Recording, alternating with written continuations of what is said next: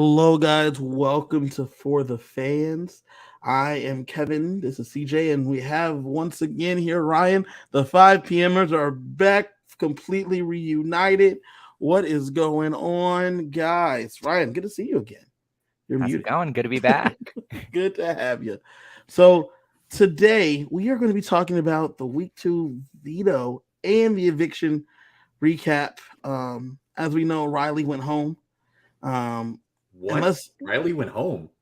Yeah, shockingly, not so shockingly. Heisen made it very clear that's what he wanted to happen. So we're going to talk about that. We're going to talk about everything that got us here. It's so crazy because she was just HOH. She was flying high, and this is what this third season. Third season in a second row. Season. Third season in a row where the first HOH has been pre-merge like that. Yeah. Third season in a row, first HOH was pre-merge, which is insane. Pre-jury, but... yeah. I know, pre-jury. And then the second time in 3 seasons where they were the next person out. Yeah. Which is crazy because it was Frenchie. Daniel made it a few more weeks, and then it was right now with Riley, which is insane. We're not going to go beat by beat through the episodes. We're going to talk about things like as a whole. So let's start with some of these players, guys. How Hisam's HOH week? I'm not a fan of Hisam. I wasn't a fan of Hisam to begin with. And when I realized I wasn't a fan of Hisam is when he confronted Riley about how she was trying to get him out of the house when Riley had one of the weakest, and I don't mean weak in it was a pointless HOH, but weakest as in she had very little power. She didn't get to choose who was nominated. There were 4 nominees. She chose to take 2 down. So she didn't even get to put up who she wanted to put up. But then Hisam won the veto, didn't choose to use it, so she didn't get an opportunity to put up somebody that she might have wanted to put out. Yet Hisam has this fucking narrative in his head that Riley wanted to get him out. All Riley had to say was, how could I, you were never up for discussion because I never had an opportunity to nominate anyone. But you made up in your mind that I was coming after you for some reason, and now here I am sitting on the block because you're obsessed with me. I don't get it. I kind of disagree with that because we saw these confessionals of Riley's going, ooh, Hisam came second that one challenge, and then he just won the veto. He's kind of big threat. And then you saw her talking around to all of her peeps saying, yo, Hisam ? And then she talked to Hisam and is like, yeah, I did say that, bro. So... And that's one thing I was going to push back on you for, Siege, what Ryan just said. It's when he go, you're right if she goes and lies to him, but which is what she should have done. She didn't. She said to him point blank, yeah, I did shoot for you. Not thinking that at any point in the next 10 to 12 weeks of this game, Hisam may be in a position to get revenge. Little did she know it was the next week. But you said that she had a weak HOH, as in she didn't have to do much. I thought that made it this one of the strongest HOHs because if you go to the 4 people, you take Jared and Corey down, you tell Miss Felicia and you tell Kirsten, I had to leave 2 people. I would have never picked either one of you. I would have picked some other people. And some other people, you don't say who they were, but say I would have picked other people. So that takes care of that problem. If you're going around and saying names out loud, it could get back to the person. The move would be, and this is where it's weird because I don't know how I feel about Hisam in general, but him asking Riley point blank, did you say my name? And then her going, yeah. I would have never said yeah, but I also would have been like, I said everybody's name. I was going through everyone. You were never the settled on target or anything like that. We've all been here for a few days. And so I was talking to a couple people and we were going through everybody and how viable it is to work with them versus how viable they are as a person to put on the block.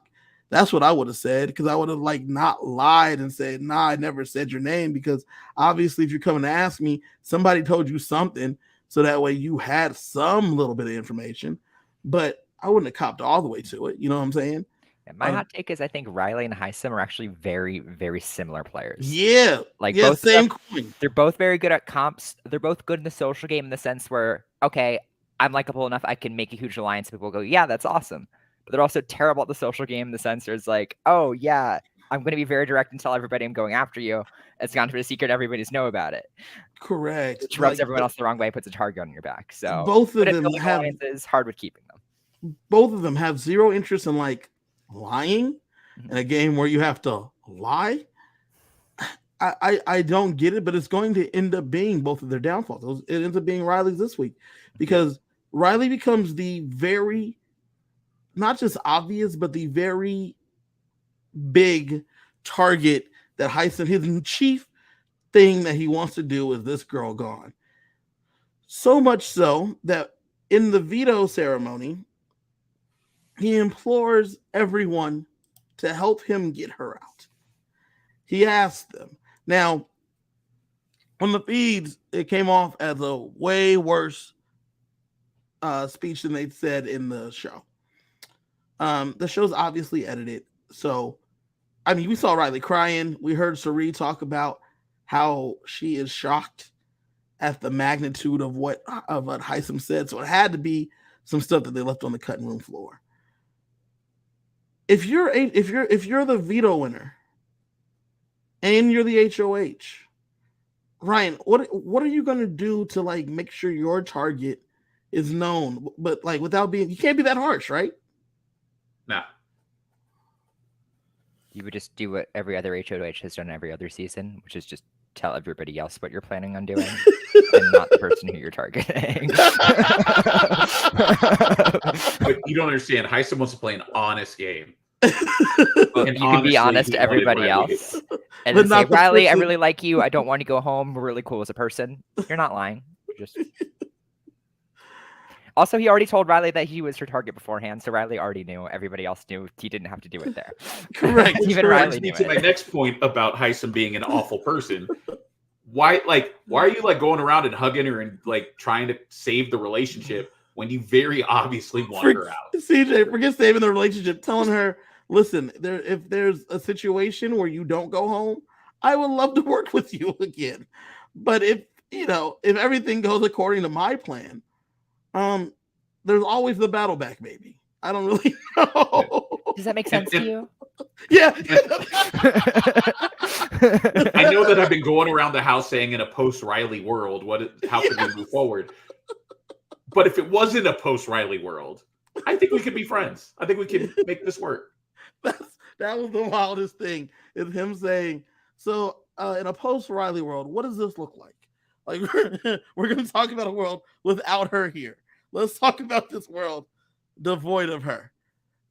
It was quite the HOH, not even HOH-itis. This is a different level because now in the episode, we see him have a meeting with the professors and he mentions other targets that they need to start looking at. And one of them that he mentions is Jared as someone they need to start looking at. Now, obviously, Hisam doesn't know that his mom and his big sister Izzy are both in the house. So not just in the house, in the room. In the room where this is going on. So neither mom nor big sis are going to be good with taking out baby bro Pooh, Jared, right? Hisam, in his conversations, he doesn't. They touch on it. He talks and then answers his own questions. He might as well have this conversation with himself. Everyone's partner is not everyone else's partner. People have people that they want to work with that is not going to be okay with them leaving. It's interesting because I played an online game and I knew I had that same theory, but like, so someone, you have to target somebody, right? But unlike Survivor and Big Brother, there's only two people on the block. It's a very linear type situation. It's one or the other. So with Hisam setting up the future, but not knowing everyone else's relationships, how could someone make that kind of a misstep? The crazy part to me is we just saw like Hisam lecturing Riley. Like, your mistake that you made is you were HOH, and then after you were done having power, you started throwing my name out. Now he's HOH. Veto's done. No longer has power. Let me just throw out 3 names real quick. Well, it's also funny because, like, to your point about Hisam and everyone having people they want to work with, Hisam really doesn't have a number one in the house. Like, the professors are his number ones. Whereas you see that, like, Sari and Jared are Izzy's number one. Sari is Felicia's number one. Riley was Matt's number one and Jag's number one. Like, everyone has some kind of partnership, and Hisam is just a part of a group, but he doesn't necessarily have a partner in crime. Well, that's what's interesting, Siege, is that he says in his veto speech to Riley that she created a division in the house and that he was put with this other group. Now, if I'm the other group, I don't feel great about that, because you're like, with you gone, we're going to be able to pick the people we want. I'm like, hello, hi, Kevin. You were already with me, so if you want to pick people, was it not me? Did you not want to be with me? I'm very confused, because how does this go? I thought that was quite interesting, because, like you said, he doesn't have another number one other than the professors. But does he not want the professors? Apparently not, because as you heard Izzy and Sari talking about, he wants to work with people who are physical threats, people who can win endurance comps, which, as we talked about on Monday, that's not all there is. Like, you have mental comps, you have different type of competitions in Big Brother, so you need to be more well-rounded than in something like Survivor, where you can beast mode cowboy it and, get a big enough lead to finish the puzzle ahead of someone. This one, some competitions are just pure luck. Some of them test your patience. Some of them are attention to detail. You don't necessarily have to have the strongest physical competitors with you to win Big Brother. You actually need a more balanced group. Mm-hmm. Mm-hmm. It's true.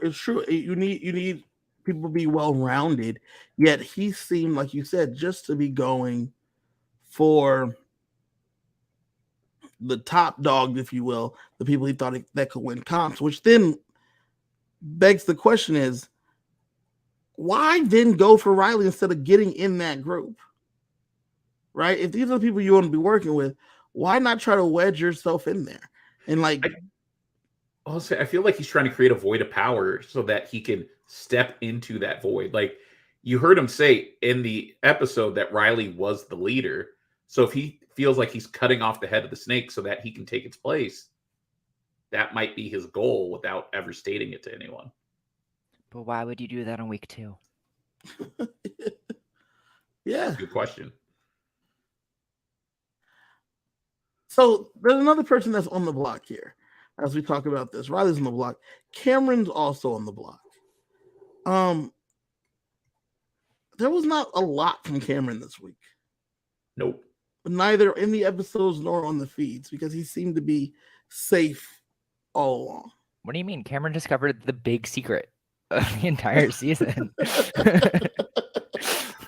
Felicia, guys.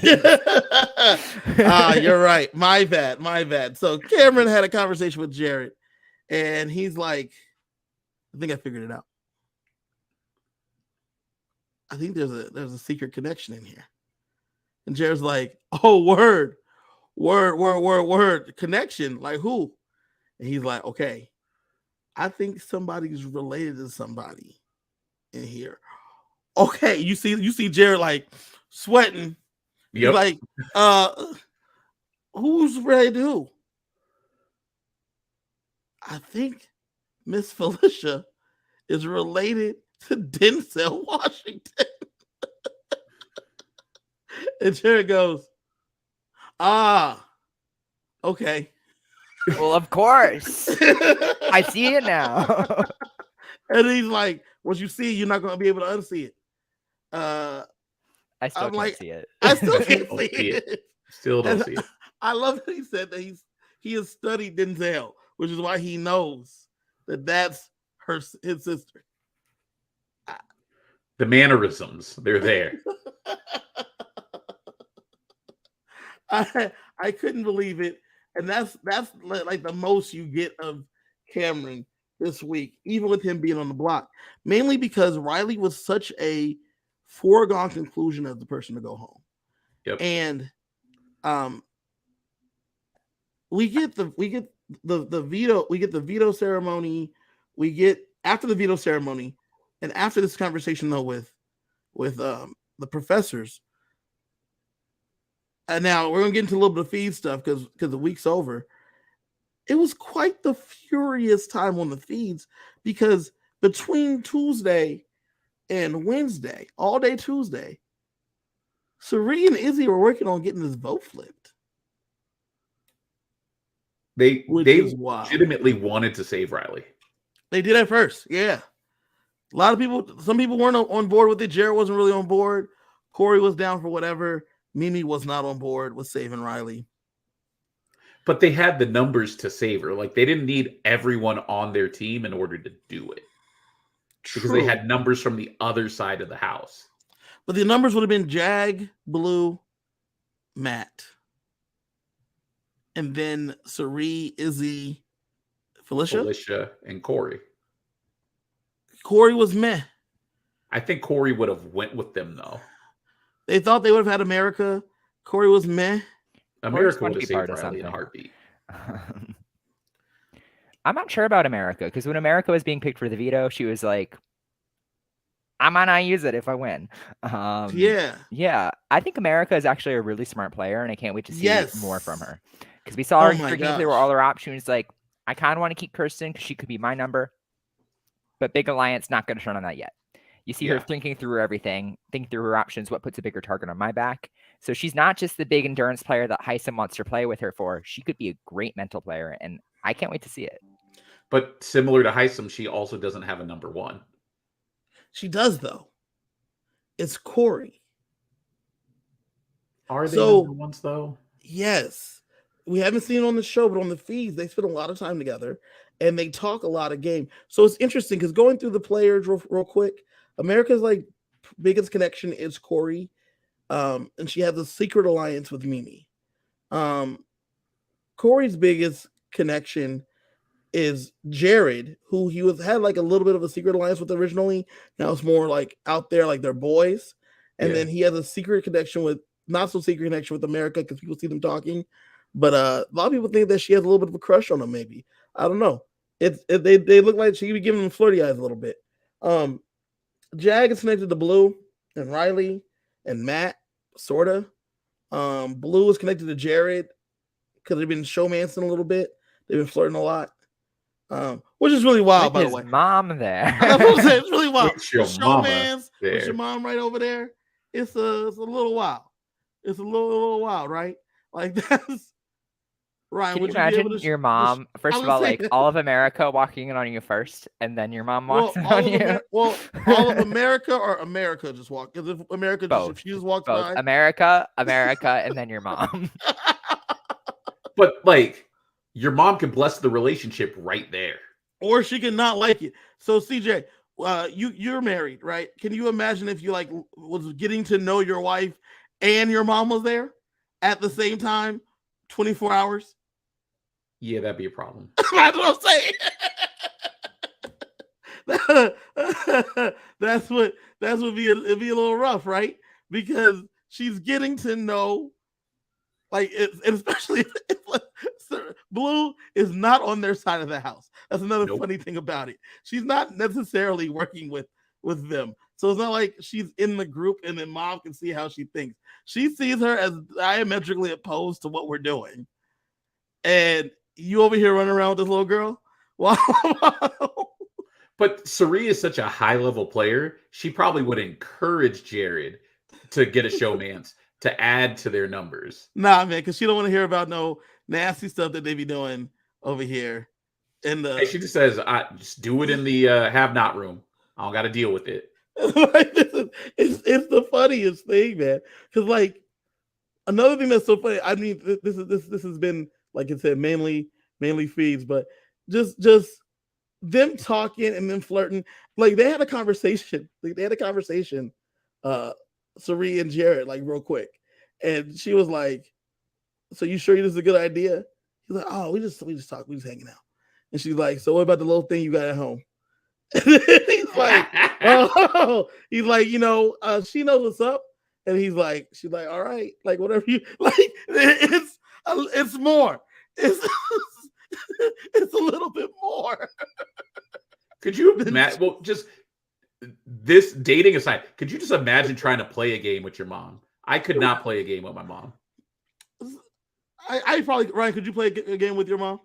No, but I would love to try anyway. It would go so poorly. My mom would blow up my game so fast.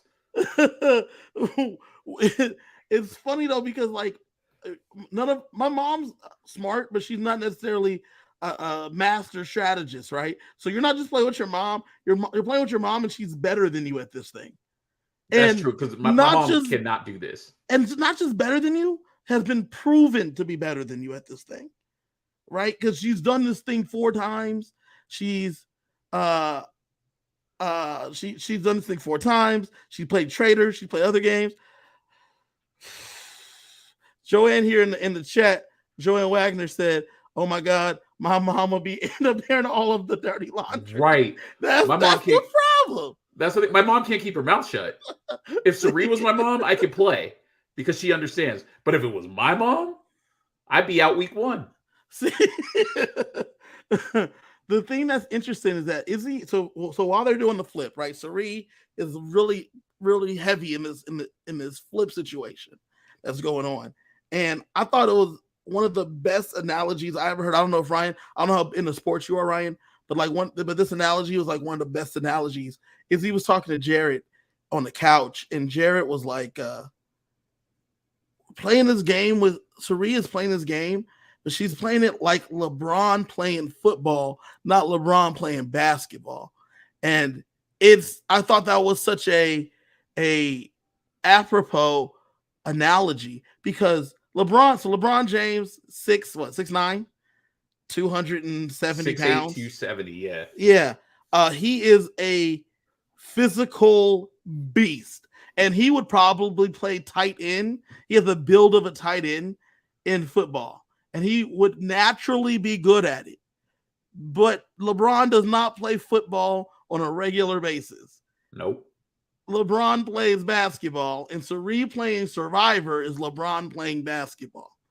Big Brother is a familiar game to this, but not the same. Like football, though different than basketball, he's still a pro athlete in that situation, and he's doing physical things, but it's a little bit different. Well, the problem for Sari is there's so much dead time, because in Survivor the game is fast. Yeah. Like it's a sprint. Yeah, it's a day off. It's a reward challenge the next day. It's immunity and tribal. Like I don't even know if there's multiple days in between anymore with only 20 something days. It's like sprint. It's a sprint. This game's 100 days. But Sari's skill is sitting right there in the middle and getting everybody to like her, and then just kind of moving the vote the way that she wants it to go. And when there's this much time, like you said this week, she got the house to flip and then flip back. Yeah, she flipped them Tuesday, and then they were like, "Cool, done." And then he's like, "What are we doing tomorrow?" And Sari said, "Oh yeah." So we'll flip back. It's a lot of time. It's a lot of time to blow up your own spot. Yeah, it's too much time. Exactly. Ryan, we haven't gotten a chance to talk to you yet this season. What is your thoughts on Sari playing the game in general? Well, I always love me some Sari, so I'm excited for it and excited to see how it goes. I think it's really interesting how nobody really cares that she was on Survivor other than just Corey. Corey was like, "Oh my gosh, I'm nerding out," and that's all we got about any Sari has played before things. The rest of the house just kind of has accepted that she's there now.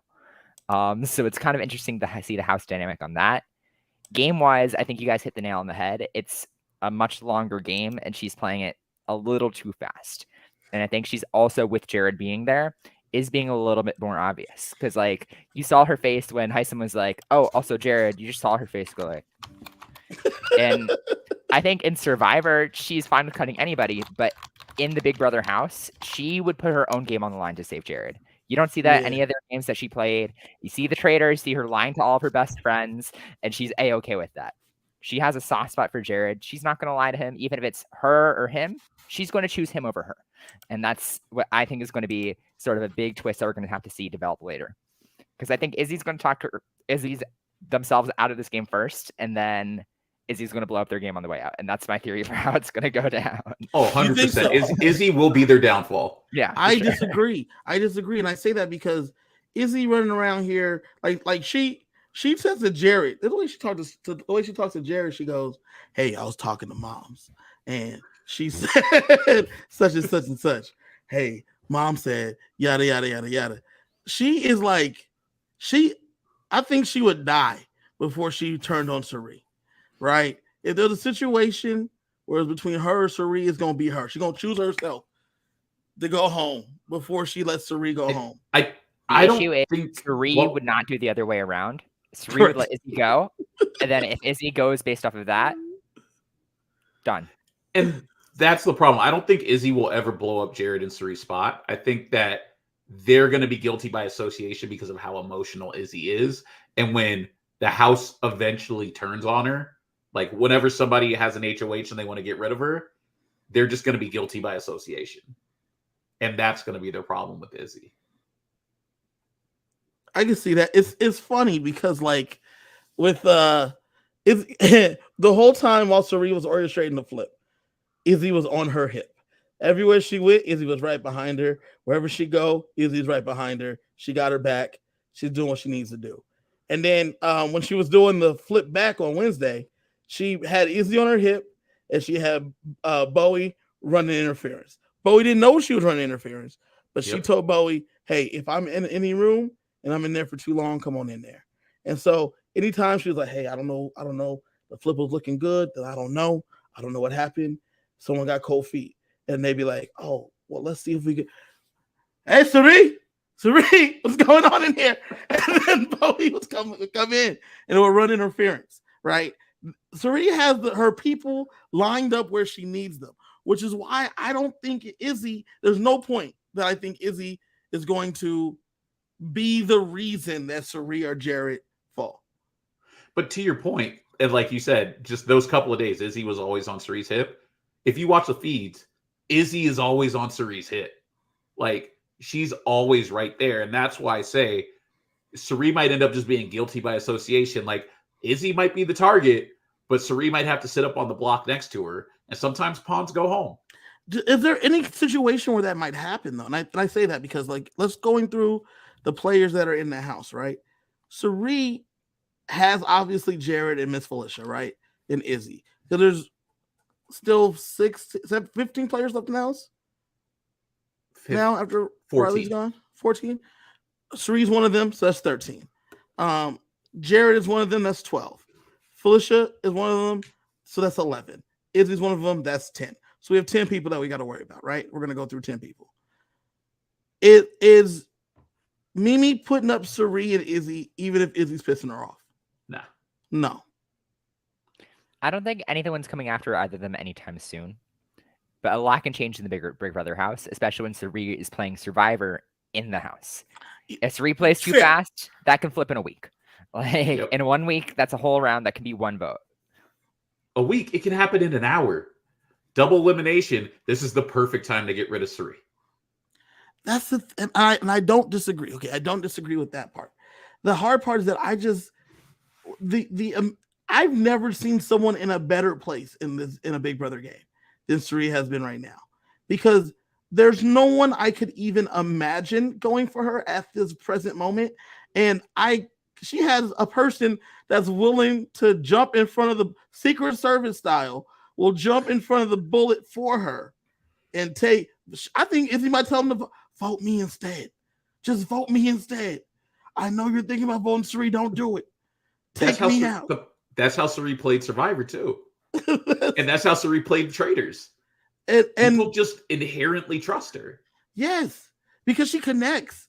We're going to talk about it a little bit later, but she's sitting in the HOH, or she was talking to the new HOH earlier today, And she was like, I can just see it now. Both of us, look at us. Look, they were sitting on the couch, and they said, Julie's asking us questions, final two. And they both sitting there. And it was like, oh, then they both just sitting there, set up as they answered, and then they started laughing. Because Suri just like connects with the people. Which, by the way, I'd love to see that final two. I think it'd be great. It's great. It's great to see. I just don't see. I have not seen anyone that's been this set up. Now, there's obviously going to be some adversity, right? And there's always going to be. We're only in week 2. I'm just not positive I know where it's going to come. Because I mean, until they get to jury, I'm not really worried for them. It's when the numbers dwindle and you got to start turning on your friends is when it becomes a problem. Because like let's say Riley did stay this week. Riley's going to protect Felicia and Suri as long as she can. Yes. But when there's 8 people left and she's working with 5 of them, that's when they go up. That was kind of what the downfall of the flip was. Is that Mimi talking to them and Corey talking to Suri being like, if Riley stays, Blue and Jack are still in front of you and Felicia. Yep. And it was like, you're right. Like that's a very valid point. If you stay, we still not like she's grateful to us, but it's not going to change too much for her. Nope.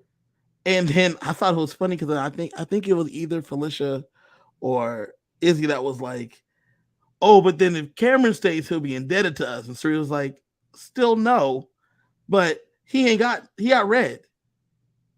That's it. Yep. He just has red. Like it's not like he has because he turned on his alliance. He turned on his alliance real fast. So it's not like I think his alliance kind of turned on him because we saw in the veto pick, he was like, I hope nobody in my alliance gets picked because they're choosing Riley over me. You saw that gear ticking in his head. He was like, if I'm not this alliance's priority, then this isn't the best spot for me. Well, because of that, though, he had already turned on them last week when they came to him and was like, there's 2 sides. He was like, oh, well, let me tell you about them sides. So because he was like, oh, you know there's 2 sides? Cool. So the sides, this is how they break down. That's one of the craziest things to me is that everyone knows that there's 2 sides of the house already. Yeah. Like there's just 2 big ass alliances sitting out in the open, and whoever has the HOH is taking a shot at the other side. The thing is, though, it was because of the undercover agent that they got, the double agent they got chilling in their group, because Jared's with them, but Jared's with his mama. Like Jared's with his mama. I also love that Suri's working with Jared, but Jared, the information is only working one way. Yeah, no. Well, I mean, he's like he's as involved as she needs him to be. Yeah, but she's the only one that knows the plan. Yeah, Jared knows parts of the plan, but Jared doesn't know the whole plan. I kind of disagree with that. I feel like Jared's also making his own work and making his own connections. Aside from this little blue thing that's going on, you see him like talking around with other people. Like you see him talking with Izzy and still making connections on the only times when Izzy's like not right next to Suri. You see him hopping around these other alliances. You see him talking to other people. He's trying to make his moves and playing his own game. Yeah, Corey is his like number 1 guy. Like Corey's and him that's his alliances right there. Funny enough, Corey suggested they have an alliance with Suri and Izzy, call it Crossroads, because they came from 2 different sides of the house came together. And then Jared's like, that's a great idea. 2 different sides of the house came together. Sure. That's exactly what's going on here. So it's an alliance as we've talked about before, why would you ever turn down an alliance when presented one? Well, not just that, like it's alliance with your number 1 to go with these other 2 who are number 1s. But in reality, it's my mom and my sister. So it is what it is. One thing that was on the feeds last night at about 10:30 p.m. I thought this was hilarious.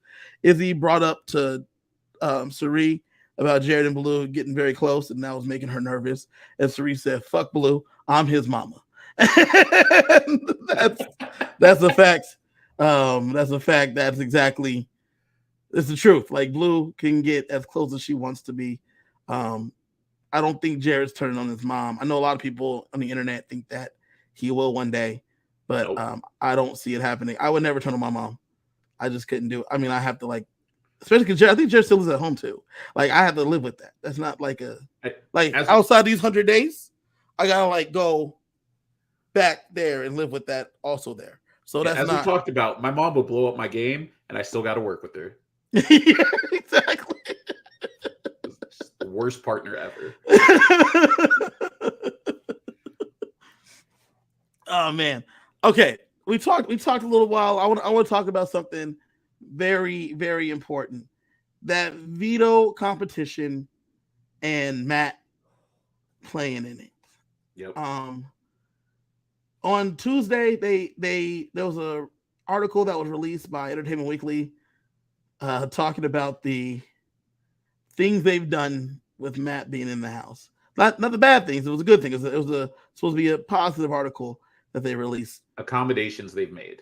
Yeah, and they did that conveniently on Wednesday, early Wednesday, before the veto episode aired. For those that don't know, the feeds went down. The veto competition was on Saturday. The feeds went down for a very long time between Saturday and Sunday. There was a lot of speculation. Someone got hurt. Something happened. In hindsight, I think it was to try to mitigate people talking about how unfair the veto competition was, where you had a hearing competition with the person that's hard of hearing, which is really, really dumb. In addition, that we saw in the episode, the Scrambleverse only let us show the top 3 times. Oh yeah, I think Matt was in there a long, long time. Yes, I agree. Because as you know, as it was scrambling through and it was coming back with the sound, it was coming back decently clear to us. I doubt it was that clear to them when they were doing the competition. Like when they were hearing headphones, so the noise we were hearing is not the noise that you were hearing at all. Thank you. Exactly right. Exactly. So I have a question. Does Matt have like hearing aids or cochlear implants or something? I think he has cochlear implants. So he can hear, but it's difficult. He's talked about how difficult it is, and he does better if he's like looking right at the person. And there's not a lot of things going on. Like he can't hear in groups. In the groups, he doesn't know what's going on. When he's having like one-on-one conversations, he can pick that up. As we know, he's a good lip reader, so he could pick that up. This thing is just an audio thing, right? One of my favorite things he said in here was that I don't really know too much about musical instruments, and it made me laugh because probably he does not, because he doesn't hear them most of the time. So what? Why? It's like I remember when I got glasses, right? So I'm wearing contacts right now. I think I told you about this, CJ. I know CJ for years and years, but I used to just not have glasses or not have contacts. Kevin just couldn't see. I just couldn't see. Life. Yeah, and so this stuff was I just ignored it. I didn't even know stuff was there. The moment I put those glasses on, I was like, has the TV been there the whole time? Has that street light has that sign been there the whole time? No, Ryan, you don't understand. So me and Kevin have known each other since 2006. Yeah. This fool used to sit in front of our 60-inch big screen TV playing video games with a chair, nose to nose. It was IMAX for him. Because I can't see things far away, but I can see things up close. So I'm playing Call of Duty. I'm in the game. I'm here. I'm in the game. I got to be able to see. You found a way to make first person more first person. More first person, because that's how I can see it, right? And if I couldn't see it, I would just miss like guys that are like moving on the screen because I didn't see them. And so when he's listening, there's just things he just doesn't hear. And I understand, you just tune it out. So for there to be a competition where you're going to go put on these headphones and then listen in as this thing spins, this record spins backwards, and he's supposed to decipher what's being said, even though he's hearing sounds that he doesn't normally hear to begin with. I thought that was insane that you would do this as a competition. Oh yeah. I don't know. And now, mind you, I'm not even sure. I'm positive the casting department is not the challenge department. No. But when the casting department goes and says, here's the cast, boom, This guy right here, hard of hearing. Just so y'all know, why are they not scrapping every hearing competition? Well, here's the thing. You can make accommodations with the hearing competition. So we've talked about it, this season already before when week 1, when he cast his vote and then he just sat there because he didn't hear Julie dismiss him. Like, put a light, tell him that you can leave. Give him a teleprompter, like give him something. You could have done something very similar with this competition where in addition to hearing, if you get it right, get a teleprompter. Now you're right. I mean, this week, if you notice, both weeks they came back from commercial, and Matt was the first one already sitting there to vote. Both weeks, so they're definitely they definitely made some kind of accommodation where when they go to commercial, they're saying Matt, they're tapping Matt, letting him know, hey, you're up now, and so that way he goes in there, he's sitting there, he's ready to go. Like as Ed said right here in the chat. Someone off camera, give him a sign to read or something. They're doing something to like let him know that it's his time. Then last week we had that problem. This week when he voted, Julie said bye and he said see you later and gave shout outs and left. So obviously they made some kind of a small change so that way that was done. If you're doing a competition though, well, as Ed put up there also, OTEV usually calls out clues. That's another challenge that Matt would struggle with if he makes it that far. I think an easy answer for OTEV is that you have OTEV say the thing, but also have a screen that says the stuff too. Yes. Is it going to be still a little bit difficult for Matt because he's got to read it before he can go? Yeah. But it at least is an accommodation for a classic challenge that you do every season, right? And I want to say this right now, and Zingbot better not make a zing about this man's hearing, because if he does, I'm coming down to that lot, and there's nobody stopping me because there ain't nobody filming nothing. So I'm coming right down to the lot, and I'm going right into that house, and I'm kicking some producer's ass because if Zingbot makes a zing about his hearing, we'll even hear it. See, I'm about to come through the screen right now and come at you. Don't be talking shit about this man. He's hard of hearing, deaf. It's not his fault. He's an Olympian.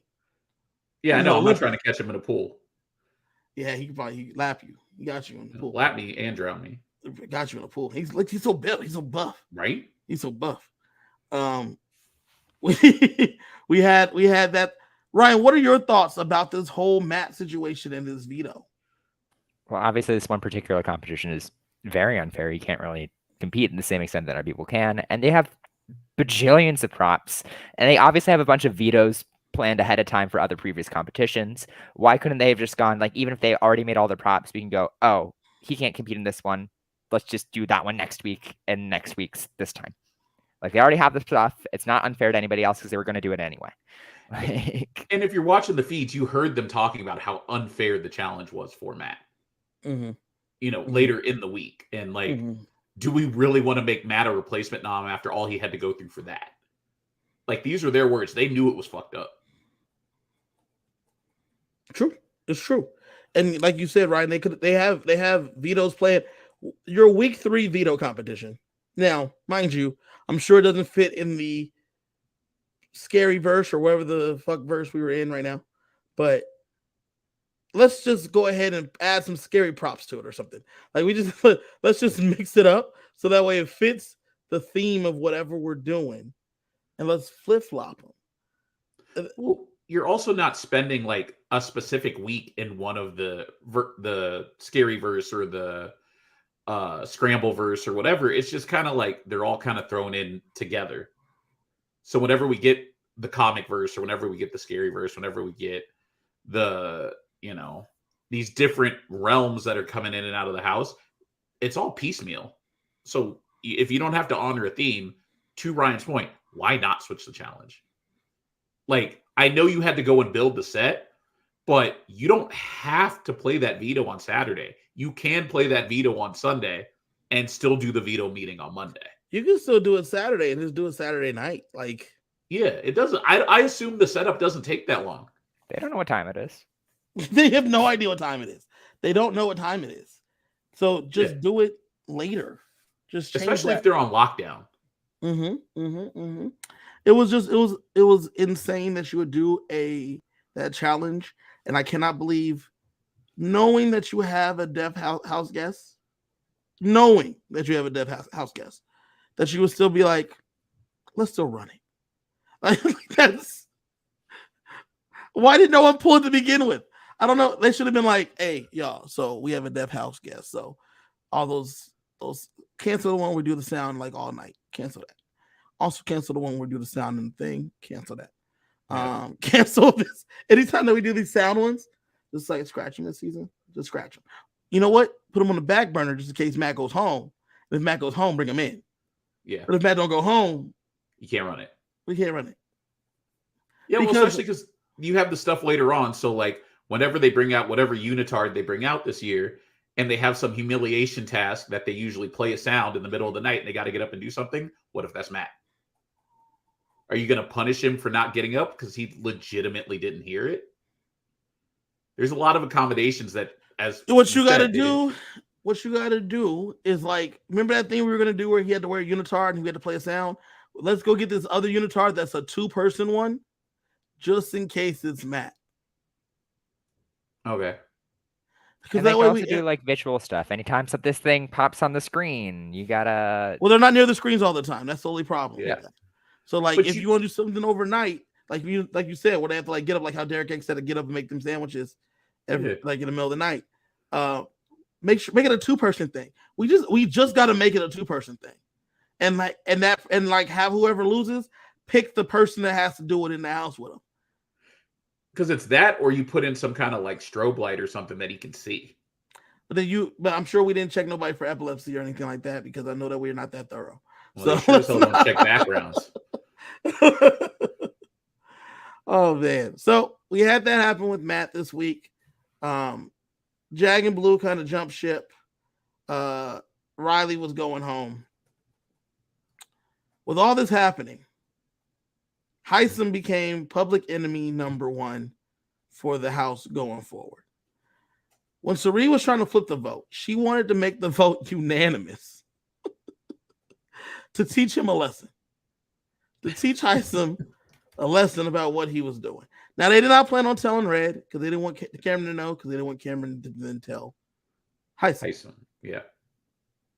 They ended up backing away from it, but they still plan on getting Hisam out sooner rather than later. Do you guys think this is a good idea for the professors? Depends on which individual person for the game. I'd say holistically, no. Okay. Hisam is right now, he's devoted to you guys, and he's a big ass meat shield. Like at this point in the game, I just think it's too early to get out your shield, who will win competitions for you, get out your targets for you, and do whatever the hell you want. Like when Hisam was HOH, she was like, I'm leaning towards putting Matt and Riley, but I could also do Riley and Cameron and Sari, and I think it was Felicia in the room, like Riley and Cameron.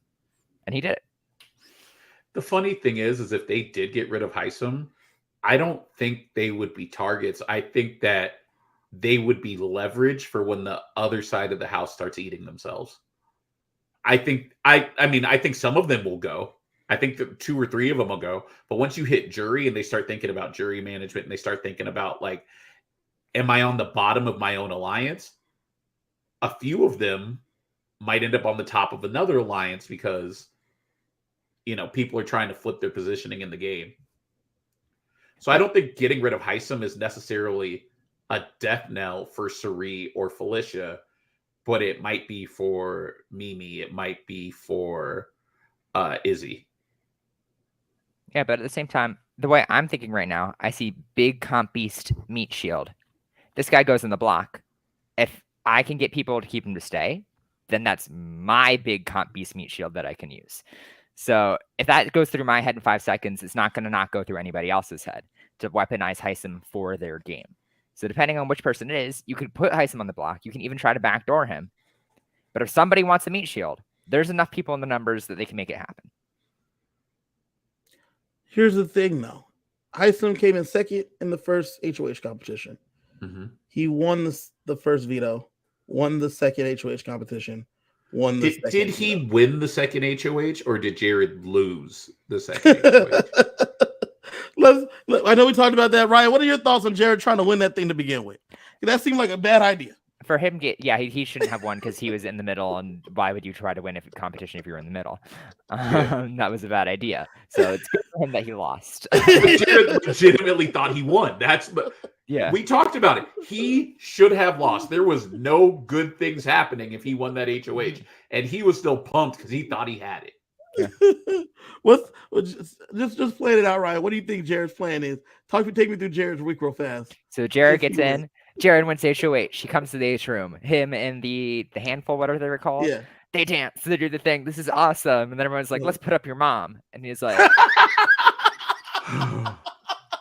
"Oh so shit!" Obviously, Felicia. That's where we gotta go. Yeah. He's like, oh.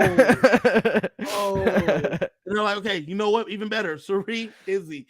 Because Riley's like, Izzy was really rude to me, too direct. Let's get it, Izzy. And Izzy's really close to Suri. Easy done. What could go wrong? That's Jared with the record scratch. So you're probably wondering how I got to this point.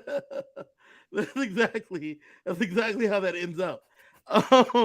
It would have been bad. So good thing. So Hisam takes that from Jared. He loses, and then he wins the next veto 1-on-5. 1-on-5. He wins the next veto.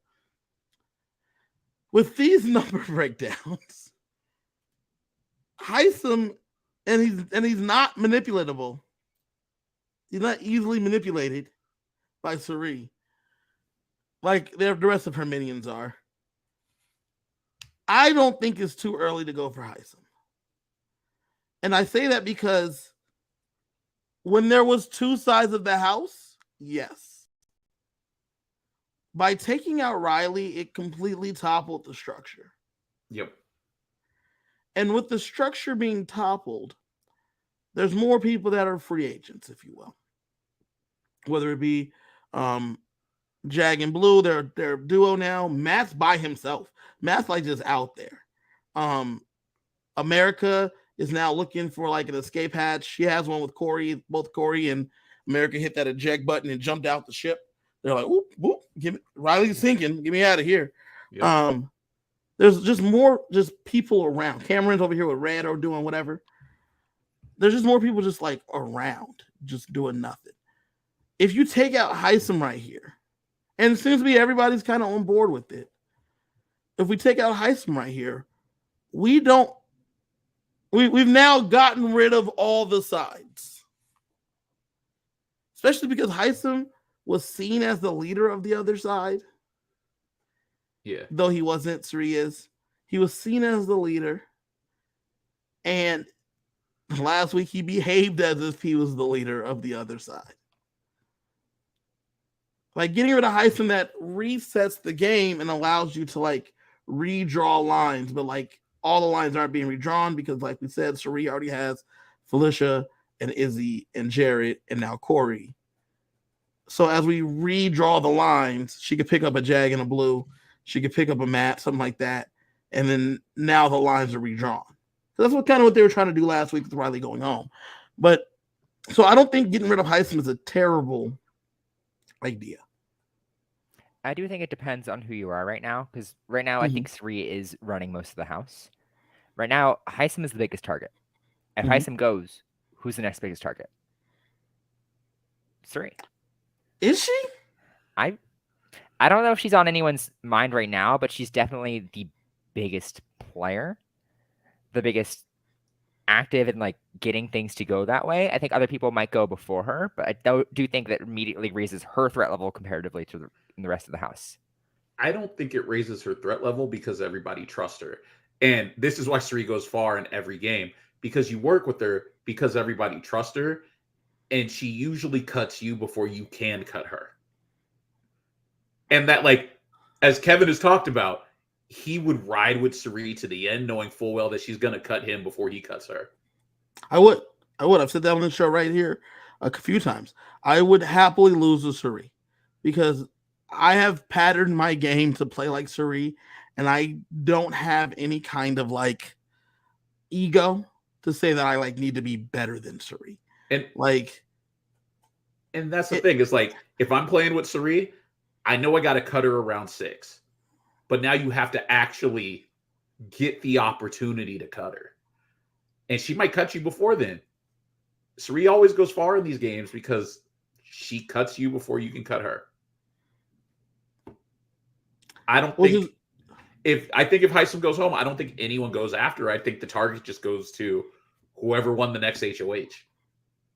So speaking of the winner of the next HOH, we have a new HOH, ladies and gentlemen. I guess is this spoilers? Sure. Let's get him out of here. Give him a second.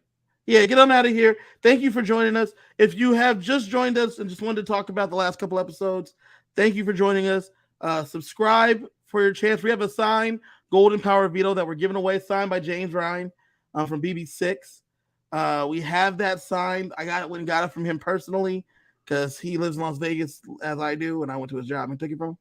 But if it help us get to 250 subscribers, and we will be giving away a Golden Power of Veto that you will be able to have. I, in fact, have it right here in this drawer somewhere. I don't know.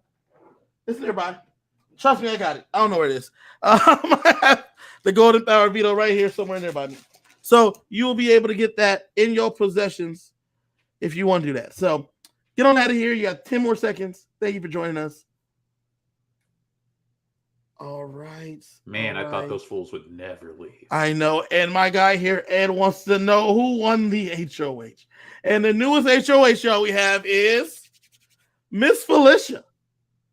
Miss Felicia is the newest HOH. I'm so excited.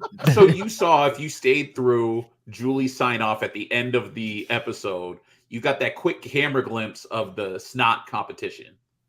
Yeah. And there's something. It's from what it sounds like. They gotta like hit like a ball down a ramp or something. The top 3 were Miss Felicia coming in first. Number 2 with a score of I think 51 or something like that was Izzy, and number 3 was Jared. So those were the top 3 for the competition, with Miss Felicia winning. Ryan, have you heard what's in Miss Felicia's basket? I have not heard what's in Miss Felicia's basket. I'm so super Miss excited Felicia for it. Has been talking to Mr. B, is what she calls Big Brother Mr. B. And she's asked for several things in the house that she wants. And one of the big things that she wanted, she said, we need some seasonings. So in her basket, she has some Lowry's. She has some thyme. She has some rosemary. And like the big bottles of seasonings. And everybody cheered for her basket. Because she has some seasonings to help with the cooking. So she has that, and she has Fantasia Barrino CD. That's the music she's listening to.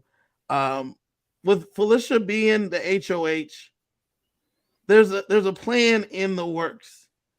The plan in the works, and it's crazy because the plan is something that we've kind of talked about. They're going to backdoor Hisam. That's the plan, is in the works. Since we've been on, I believe the veto, the noms have gone through, and the plan is to put up Jag and Cameron. Cameron is the pawn. Jag is up there if something goes wrong. They're going to backdoor Hisam. Hisam has no idea the backdoor's coming. Nope. Everyone else is aware and is on board. As we were talking about getting rid of Hisam, if he's everybody's target, then nobody's going to catch the heat. Yeah. And that's seeming to be what's going on here. My concern is if they do backdoor Hisam, Hisam starts outing the alliances. What alliances that people don't know? Yeah, I also feel like everybody already knows who's aligned with who. They already said it already out loud before, and everyone sees everyone walking and clicking together. And the only things that Hisam knows are the things that everybody else knows. I don't think Hisam knows information that people don't. That's true.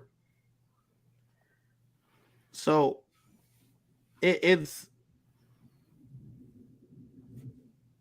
going to happen. It looks like it's going to happen. With this many people, there's a good chance that the back door happens because the likelihood of Hisam playing in the veto is much slimmer right now with the amount of people up there. Last night, there was a conversation by Jared and Suri and Izzy and Corey where they said they're going to try to convince Hisam to throw the veto even if he gets in it. Yeah, because you don't want to look too strong. You already won 3 competitions. That's exactly what they're going to tell him. And he's going to be like, you're right. That's a good point. I need to not win this thing. Because he has no expectations that Miss Felicia's going backdoor. Nope. None whatsoever. So this is going to be a good week. It's going to be fun. I'm really excited for Miss Felicia because I think she is doing the game right. I think she's clever as a whip, and I think she's really underestimated in the house, and I'm really excited to see her do it. And I think her aligning with Suri is good, but if she's planning on taking Suri to the final 2, she needs something to separate her game. If she's winning the comps and Suri's not, that's a good win for her. In what world, though, does Miss Felicia get to the final 2 with Suri? In one where Jared goes out early. Because Suri will blow up her game to save Jared. Yeah. There's a new alliance that just got formed a couple hours ago. Currently tentatively called the Debt Collectors. And it is Miss Felicia, Suri, Izzy, Jared, Matt Blue, Jack. Ooh. That's a big alliance. It threw me off the last ones. Yeah, it's a big alliance. Jared did confirm with Suri about 5 minutes ago that his showmance with Blue is all strategy. And she said, what about again? She said, what about that girl that you got at home? And he said, this is just for the game. It's okay. That sounds like really bad jury management. It's really, really bad jury management. Is it bad jury management if you get rid of her before? There jury? you go.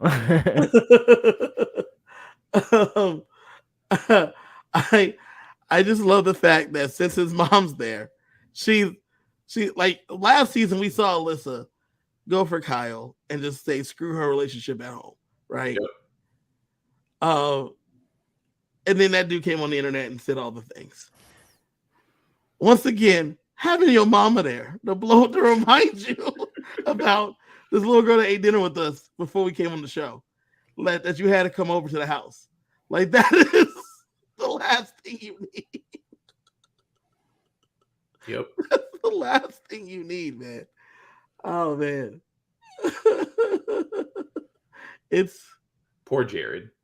He could have been having a great summer. Instead, he's got to spend it with his mama. That's like even in his mama's basement, because that's her house. Let's be real here. That's her house, yeah. Oh, especially because it's funny because like he's saying that this is strategy. Blue keeps telling Jag that she wants to be the one to take Jared out. So it's like this is like I don't know what kind of relationship this is. It's like was it Mr. and Mrs. Smith? Is that like a movie? Do they like are they against each other? But like, what if this was just Jared's gateway to get on the challenge? And then his mom shows up. He's like, and she's like, remember, eyes on the prize. We're here for $750. He's like, nah, man, I'm trying to like go on 6-week trips with TJ Lavin to random countries. Speaking of the challenge, and we're gonna get up out of here. Last night I was just rolling. I couldn't believe it. I was watching the feeds, and Miss Felicia was explaining that the reason she can't go on the challenge is because she's like afraid of heights. Not because she's over 60 years old, but because she was explaining to Jag that if they called her for the challenge, she'd have to say no because she went on a vacation and they were going to jump off these one of those hang things. Mm-hmm. What's it called? Zip lines, like a zip line. Mm-hmm. And she said she froze up, so she couldn't do the challenge because of that. And I was just laughing. I was like, that's why you can't do the challenge. Got it. I would love to watch her on the challenge. Get out of here. No, you don't. That's not it. I want to see Miss Felicia in a hall brawl. Pole wrestle. Give me a headbanger with Miss Felicia. I'm a Miss Felicia. I'm here for it. I guarantee you she beat some of them girls. Will she beat Cara Maria? I want to see Cara Maria go head to head with Miss Felicia. That'll be the funniest thing. So that is the episode recap. That's the eviction. This week is looking like a Hisam backdoor is in play. We'll see how the veto goes tomorrow. We know who the noms are now. One thing I'm really interested in, and this is outside of the game, but not really outside the game. There's a hurricane, a tropical storm, that first one forever. It's coming through Southern California into Las Vegas. Right now, me and CJ have some weather that we don't normally get this time of August. So happening right now, thunderstorms. It's the first tropical storm warning in California history. It's the first, because that's how long it's been. It's the first hurricane that could potentially make landfall in California since 1939. So with that being the case, I don't know how that's going to affect the Big Brother house, because it is just on a back lot of a studio in LA. So it's going to be interesting. It's kind of inland, so it's not going to be that bad probably, but I don't know how they're going to adjust. I'm assuming they're going to have to do some kind of indoor veto tomorrow, because it's expected to be rain. I think rain all weekend. So they've already rescheduled the Dodgers, the Padres, and the Angels Sunday games so that they're playing doubleheaders on Saturday, because weather's gonna be nasty on Sunday, Monday. They said, in fact, while we were sitting here, I got a flight alert for my flight on Monday saying that it might be delayed because of weather. Yeah. So it's going to be an interesting watch. If you could watch the feed, it's going to be an interesting watch over the weekend, seeing what's going on. But we're going to pat down the hatch and see what we can do over here on the West Coast. Ryan, thank you for joining us. You going to be back later on the season? There we go. Thank y'all for joining us. You can find CJ at Keyboard Sarcasm on X.com or Twitter or whatever it's called now. You can find me, KG Fury, on all the socials. Here's CJ right here, Keyboard Sarcasm, so you can see that. Here I am, KG Fury. You can check me. Ryan, do you do any social media? At the Hergenberger on Insta. The Hergenberger, HERGENBERG.